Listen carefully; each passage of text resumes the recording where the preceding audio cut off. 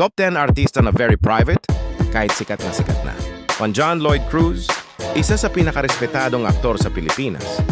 Mas pinipili niya ang tahimik na buhay at lalim ng sining kaysa sa ingay ng chismis. Para sa kanya, ang tunay na artista, sa trabaho nagsasalita. 2. Alden Richards. Kahit araw-araw nasa telebisyon, bihira mong makita ang personal niyang kwento online. Maingat, disiplinado, at laging inuuna ang pamilya at career kaysa exposure.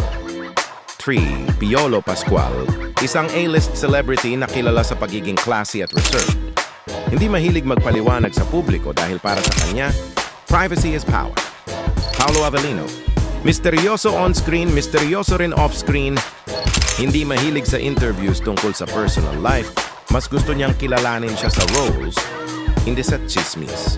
5. Daniel Padilla, lumaki sa mata ng publiko pero natutong magtira para sa sarili. Habang tumatanda, mas pinipili na niyang manahimik at iwasan ang unnecessary drama. 6. Enrique Gil, ang simple at tahimik na pamumuhay. 7. Jericho Rosales, grounded at spiritually inclined. Mas pinipili ang personal growth, passions, at pamilya kaysa sa spotlight ng showbiz. Pro Ace, JC Santos, hindi mo siya madalas makita sa chismis dahil trabaho lang ang agenda niya. Hinahayaan niyang ang husay sa pag-arte ang magsalita para sa kanya. Nas Raver Cruz, tahimik, iwas kontrobersya, at malinaw ang boundary ng personal at professional life.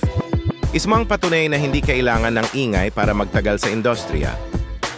Ruro Madrid, isang batang aktor na maagang natutong protektahan ang sarili. Focus sa career at self-improvement kaysa sa public drama.